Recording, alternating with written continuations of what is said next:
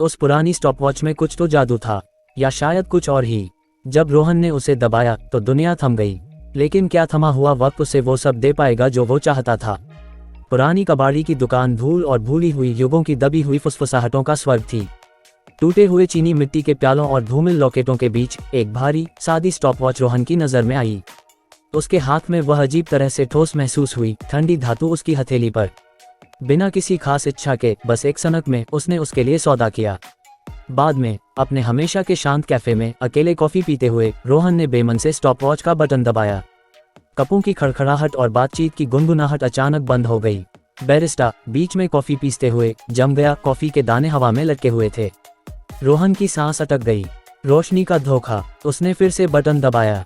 Cafe फिर से जीवंत हो उठा, आवाजें और हरकतें निर्बाध रूप से फिर से शुरू हो गईं। एक अजीब सी बेचैनी, आश्चर्य की एक अजीब भावना के साथ उसके भीतर बस गई। उसने सूक्ष्मता से प्रयोग किया, छोटे परिचित स्थान में क्षणों को जमाकर और पिघलाकर।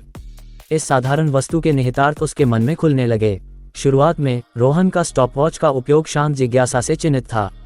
वह गिरती हुई बारिश के जटिल पैटर्न को देखने के लिए, अजनबियों के चेहरे पर क्षणिक भावों का अध्ययन करने के लिए, बस पकड़ी गई दुनिया की गहरी स्थिरता का अनुभव करने के लिए समय जमा देता था। एक अलग आकर्षण था, वास्तविकता के पर्दे के पीछे झांकने की भावना। एक दोपहर एक व्यस्त पार्क में घूमते हुए रोहन ने एक पतंग की डोरी को एक छोटे पक्षी को एक ऊंचे पेड़ में फंसाते हुए देखा। आवेग में उसने स्टॉपवॉच दबा दी। पक्षी लटका हुआ था, उसका व्याकुल संघर्ष जमा हुआ था। रोहन सावधानी से पेड़ पर चढ़ा, डोरी को सुलझाया और बिना चोट पहुंचाए प्राणी को छोड़ दिया। जैसे ही उसने समय फिर से शुरू किया, पक्षी चहचहाया और उड़ गया। रोहन को अपनी असामान्य संपत्ति में संतोष की एक शांत भावना, उद्देश्य का एक संकेत मिला। फिर भी उसके अपने स्थिर जीवन का भार उस पर पड़ने लगा। रोहन एक ऐसा व्यक्ति था जो भटक रहा था, उसके दिन अपूर्ण क्षमता के एक अनुमानित चक्र थे। स्टॉपवॉच ने एक पलायन की पेशकश की, उस दुनिया में हेरफेर करने का एक तरीका जिसने जाहिरा तौर पर उसे पीछे छोड़ दिया था। उसने छोटे महत्वहीन कृत्यों से शुरुआत की, एक पुस्तकालय में एक गलत जगह पर रखी किताब को ठीक करना, फर्श पर गिरने से पहले एक गिरे हुए पेन को पकड़ना। लेकिन इसकी आसानी ने एक सूक्ष्म अहंकार पैदा किया। उसके विचार एक लंबे समय से चली आ रही इच्छा की ओर मुड़ गए। एक निजी संग्रह में रखी एक दुर्लभ पहला संस्करण, एक ऐसी किताब जिसे वह कभी नहीं खरीद सकता था। उसने उसके स्थान, उसकी सुरक्षा पर शोध किया। एक शांत शाम, जमे हुए समय के आवरण के तहत रोहन संग्रहकर्ता के घर में दाखिल हुआ। चुप्पी पूर्ण थी, स्थिरता असहज करने वाली। उसने किताब का पता लगाया, उसके पुराने पन्ने अनकही कहानियां फुसफुसा रहे थे। उसने उसे ले लिया। चोरी हुई मात्रा का भार उसके हाथों में भारी था, उसके अपराध का एक मूर्त प्रमाण। जैसे ही वह भाग रहा था, उसका पैर एक गलीचे पर अटक गया। स्टॉपवॉच उसकी जेब से फिसल गई, कालीन पर एक हल्की सी आवाज के साथ गिरी। ठंडी दहशत की एक लहर उस पर छा गई, क्योंकि उसने उसे वापस पाने के लिए हाथ पांव मारे। उसने बटन दबाया, कुछ नहीं हुआ। दुनिया एक जमी हुई तस्वीर बनी रही।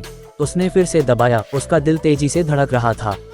स्थिरता, नाजुक तंत्र, ऐसा लग रहा था गिरने के कारण खराब हो गया था। रोहन पर अलगाव की एक गहरी भावना उतर आई, जो पहले ज्ञात किसी भी भावना से कहीं अधिक भारी थी। वह एक शांत, अचल दुनिया में फंस गया था। चोरी हुई किताब अब एक खोखली ट्रॉफी थी। जीवंत जीवन जिसे उसने संक्षेप में रोक दिया था, अब एक शाश्वत, अप्राप्य अवस्था थी। वह अपने जमे हुए शहर में भटकता रहा, एक पत्थर के परिदृश्य में एक भूत। किताबों की दुकानों में मौन कहानियां थीं, कैफे में अभी भी बातचीतें थीं। वह जो चाहे ले सकता था, लेकिन ये कार्य अर्थहीन लगा। चोरी हुई पहली संस्करण उसकी मेज पर पड़ी थी, उसकी मूर्खता की लगातार याद दिलाती थी। एक ऐसी दुनिया में खजाने का क्या मूल्य था जहां समय ही समाप्त हो गया था। दिन हफ्तों में बदल गए। रोहन ने हताशा में स्टॉपवॉच को ठीक करने की कोशिश की, उसकी उम्मीद हर विफल प्रयास के साथ कम होती गई। उसने जिन जमी हुई आकृतियों को पार किया, उनसे बात की। उसकी आवाज अप्राकृतिक शांति में एक अकेली गूंज थी। कोई जवाब नहीं था, केवल समय में निलंबित दुनिया के स्थिर भाव थे। वह अपने शांत कैफे में लौट आया, उसकी प्रारंभिक खोज का दृश्य। बैरिस्टा जमा हुआ रहा, अधूरा पीसना खोए हुए पल का प्रमाण था। रोहन अपनी हमेशा की मेज पर बैठ गया। चुप्पी ने उसके पछतावे को और बढ़ा दिया। जिस शक्ति की उसने लालसा की थी, वह उसकी एकांत कारावास बन गई थी। उसने समय को रोक दिया था, और ऐसा करने में उसने अपना जीवन भी रोक दिया था, जिससे वह एक शाश्वत, मौन वर्तमान में भटकता रहा। दुनिया घूमने के लिए उसकी थी, फिर भी वह पूरी तरह से अकेला था।